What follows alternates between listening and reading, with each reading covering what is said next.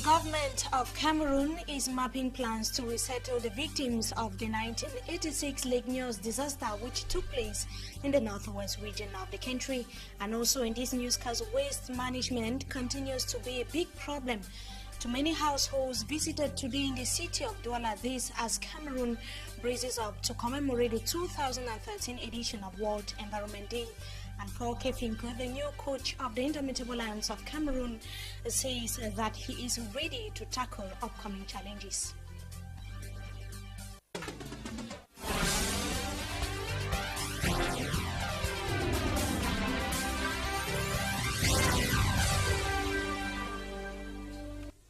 Calm has returned to Commercial Avenue in Bamenda Northwest region of the country, where a young man rose against police officers in that part of the country to denounce what he termed as urban disorder, and the man in question accused local authorities for failing to maintain order in the city of Bamenda. Details with staff lady Anabila.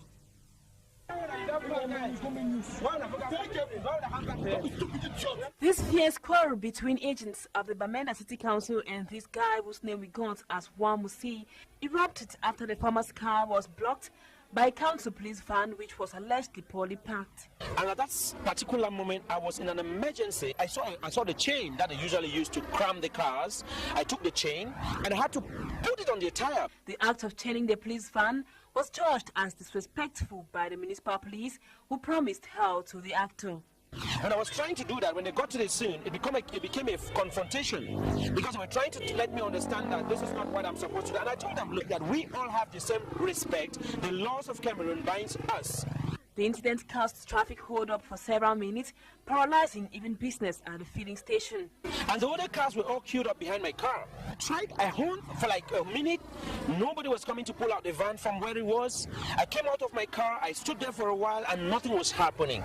At the time of this report, council agents of the Bamenda City Council hadn't yet made a comment on the issue.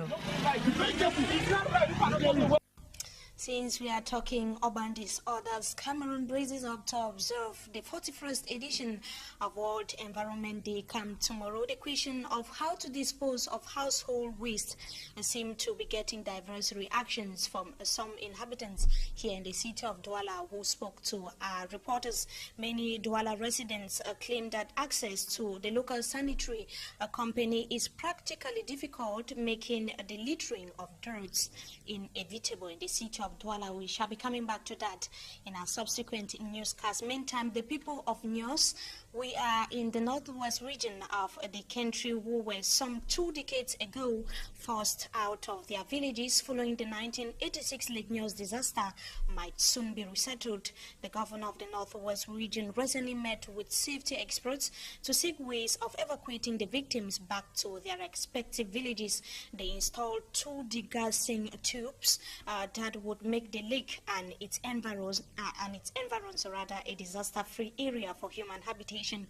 The victims have for years now been in 6 resettlement camps in the region provided to them by the governor of the northwest region of the country. And it should be recalled that hundreds of lives were lost, with thousands of livestock also killed in the 1986 calamity which took place in that part of the country.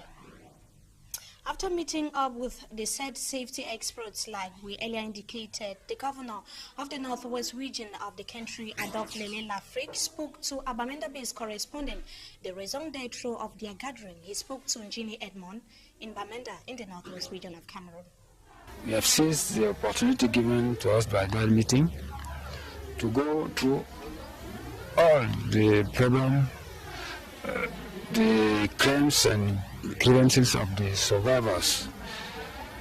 We have also been updated by the different SDOs on the situation of those victims. The different administrative difficulties faced by all the survivors and all the regional delegates. SDO has been instructed to take necessary measures to take care of them, to facilitate the resettlement when time will come in the different areas by building schools, health centers, all the accommodation of the survivors will not go back to their villages. Some of them will be obliged to be resettled elsewhere, since a part of the former villages will be included in the security zone surrounding Lake Nyos. That is the governor of the Northwest region of the country speaking there, Tunjini Edmond, in the week of reports of how the government is planning to resettle the victims of the flood disaster or the Lake Nyos disaster, which took place in 1986 in that part of Cameroon. Meantime, the population of Bastos, we are in Yaoundé Central region of the country, are complaining that their day-to-day activities are being impeded or paralyzed by a bridge which fell in the said locality about a year ago. We hear that the company which won the contract to repair the set bridge that was damaged has abandoned the project. Details with Roland Ako. The bridge linking the Bastos Gendarmerie post to the backyard of the Japanese embassy collapsed a year ago because the structure is weak. A company which won a public contract since last year to rebuild the bridge has abandoned the project. Our attempts to understand why failed. Persons living around the area now suffer the consequences of the fallen bridge. Inhabitants tell us that many persons have had a bad fall crossing the gutter the bridge was built over. La terre s'est effondrée petit à petit. Vehicle owners now park on one of both sides of the quarter and cross over by foot. Appeals made by inhabitants, the quarter head and even officers of the Bastos Gendarmerie to rebuild the bridge have fallen on deaf ears. Les chefs supérieurs ont eu à faire des rapports avec le commandant de la brigade. Je n'ai vu personne passer. This shows the lack of follow-up in the proper execution of projects by the government. There is a signboard indicating a company has won a contract to execute a project, but the project is never executed. And there are many such signboards in Cameroon, leaving the population to suffer the consequences of projects which are not executed. We remain in that part of the country to add that the Supreme Court sitting in for the Constitutional Council has started examining the standing orders that were tabled by the Senate, and they have up to 2 weeks to do so and then send the bill to Head of State Paul Biya for promulgation into law. Yaoundé-based correspondent once again tells us more in the following report. Supreme Court judges are carefully examining the private members' bill on the standing orders of the Senate. Sitting as the Constitutional Council, the judges are perusing the 130 articles of the bill. When they are through, the bill will be sent to the Assembly and later to the President of the Republic, who shall make the proposal into law. The enactment by the President of the Republic clears the path for the setting up of the Permanent Bureau of the Senate and the conferment of the senatorial attributes of the senators. Meanwhile, reports we could not independently confirm say senators have already grabbed their sitting allowances for the statutory session. While others are still in the Yaoundé Hotel, some have gone back to their constituencies to celebrate their election and appointment into the first ever Senate of Cameroon. And out of Cameroon, South African Olympic star Oscar Pistorius was this morning or earlier today before magistrates of the Pretoria court. He's been tried for shooting his girlfriend to death. That was last February 14, 2013, after which he was granted bail, and the court session, which lasted for 15 minutes today, was adjourned to August 14th as requested by the prosecution. Pistorius had earlier told the court he killed the girlfriend, that was Rivers Timcam, believing she was an intruder, and this is the first time he is appearing in public after he was granted bail.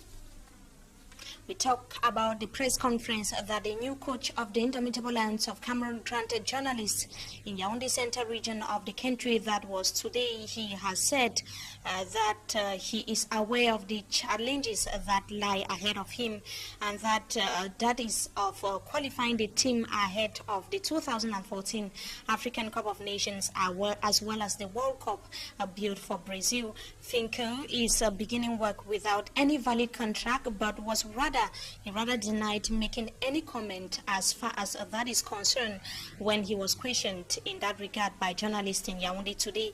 And he said he is interested in the under-17 football team, and that he is also willing to see young players grow. And the new coach equally said players would be selected on the basis of their competence. After the press briefing, he happened to have spoken to Yaoundé-based correspondent Roland Akong. Let's listen to what he had to say. Avec un petit budget, my big challenge now is to start with the national team, and we have to give a very good example for all young players here. Je vous invite. That is the new coach of the Indomitable Lions there. He spoke very briefly to Yaoundé-based correspondent Roland Akon. That was it today after the press briefing he granted journalists in that part of Cameroon. That does it for this segment of the news. Up next is Talking Point.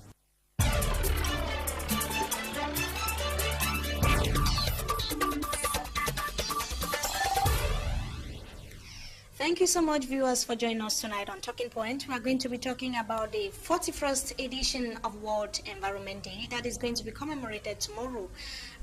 Some reporters happen to have gone to the field to sample the views of some Douala residents on how they do manage their waste or household waste.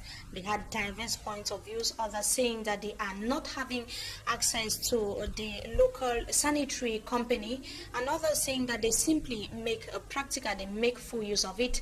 Tonight we have an environmentalist who is going to tell us how Cameroonians do manage waste and the impact it has on the environment. Good evening, Dr. Raphael Wansi, and thanks for joining us tonight. It's okay.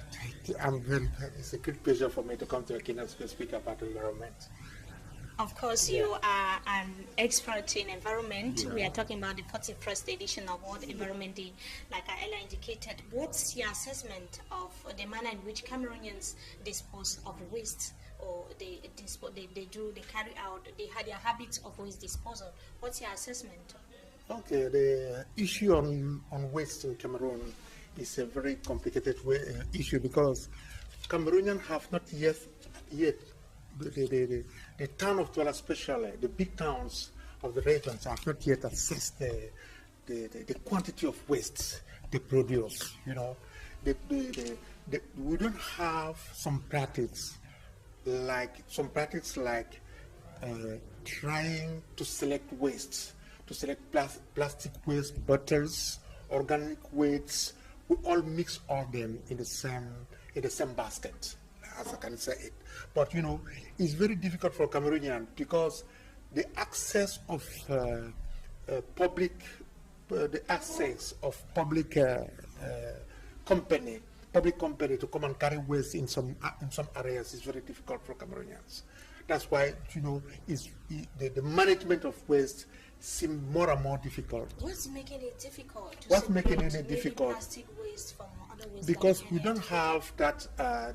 We're not used with that because there is no other system to try to eliminate waste, plastic waste. So people miss their waste because they don't have any sensibilization about.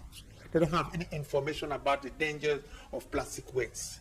What are the dangers of the plastic? The dangers, you have different dangers. You have these dangers for the soil itself, for the surface water, and for the underground water. And then you have danger for the human beings, especially because those waste are made with polymers. They are made with how can I say it? They are made with hydrocarbons. As they are made with hydrocarbons, they are very dangerous because people sometimes conserve their food in those plastic wastes. and it's very dangerous for the human being health. So it's not healthy for the It's not environment as healthy well at all for human being. Keeping good foods in plastic bags. There is this recent law on the ban on the use and commercialization of plastic bags or papers in the country. So do you think that it is going to be effective in Cameroon? It's going to be effective. Yes, it's effective in Rwanda. It's effective in Cote d'Ivoire now. But you know, the government is giving time to people to try to eliminate the storage of waste they have at home now or in the factories. After, I think they will stop the production.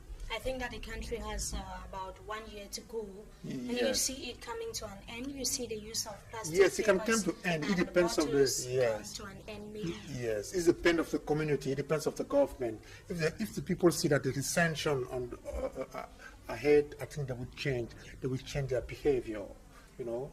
Talking about these plastic papers, we take a look at some communities or local communities here Yeah. in the economic capital Douala who actually live in some of these environments Yes. where it is being dumped and it is practically unhealthy as advanced by some health or medics here in the economic capital Douala.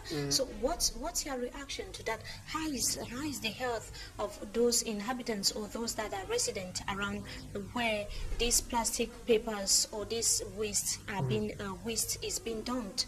What's the impact on their lives?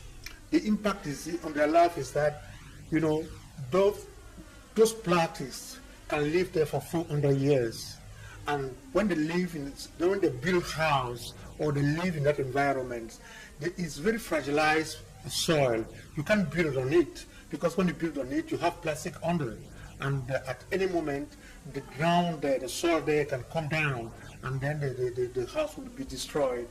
What I can tell you is that the people living there are exposed to risk, and the children are working there and playing there.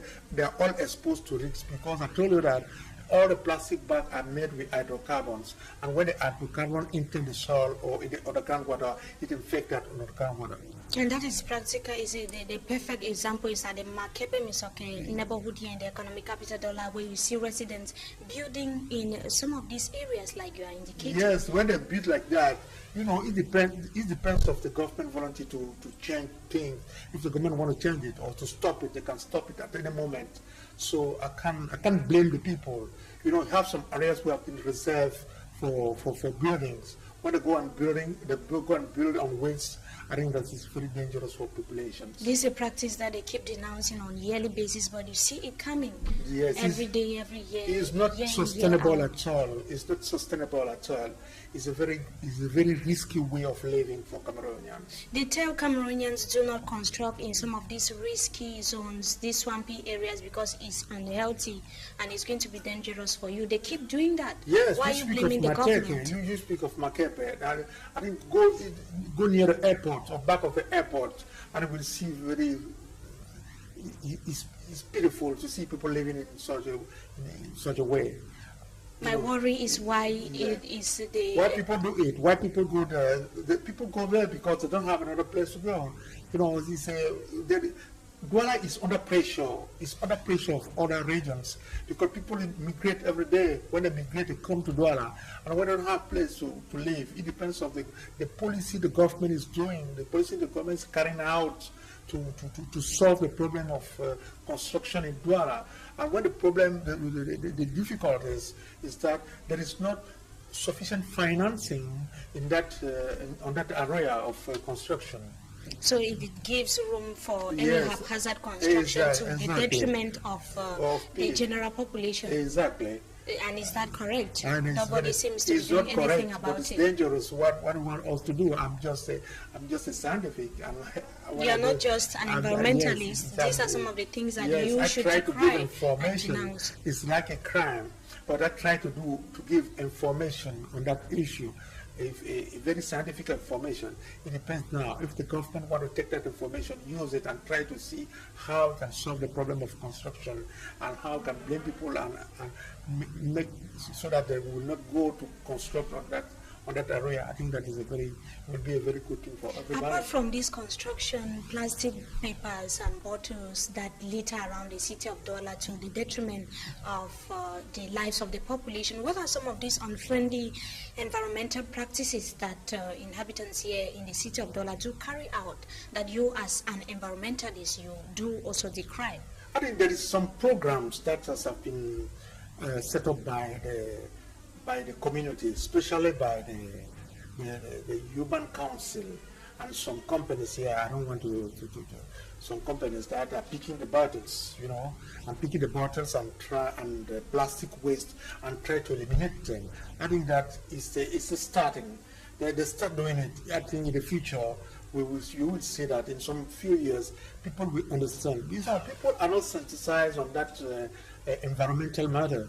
You know, even at school, sometimes people drink water in a plastic bottle, throw it on the way, so free that you can't imagine that.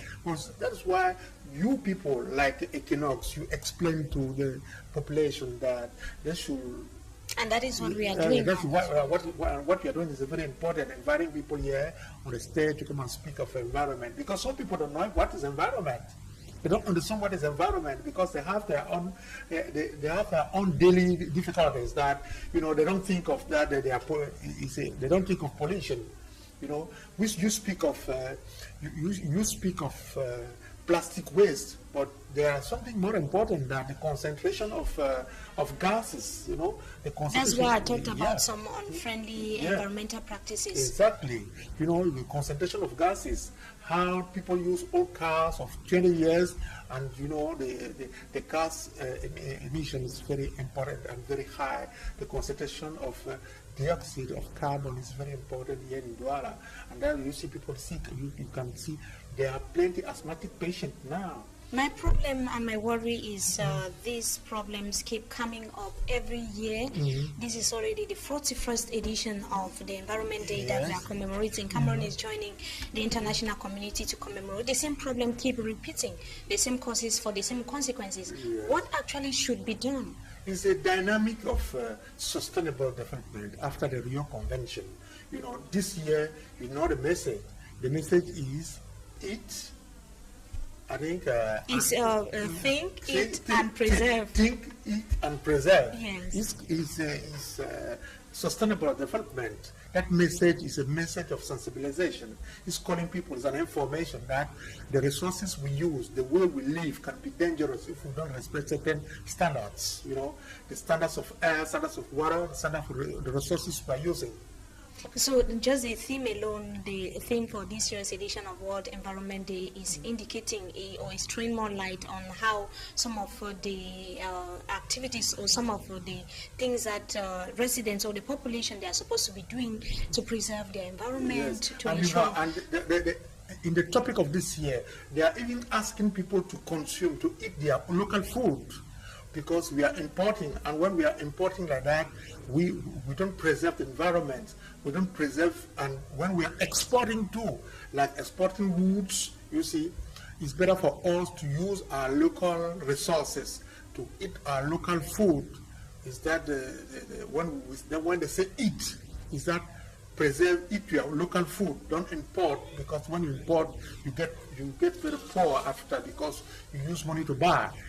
Thanks indeed, Dr. Wansi Joel Raphael, for joining us tonight on Talking Point. Okay, thank you very much. And to you viewers, we thank you so much for joining us in this edition of the 6 p.m. newscast on Equinox Television.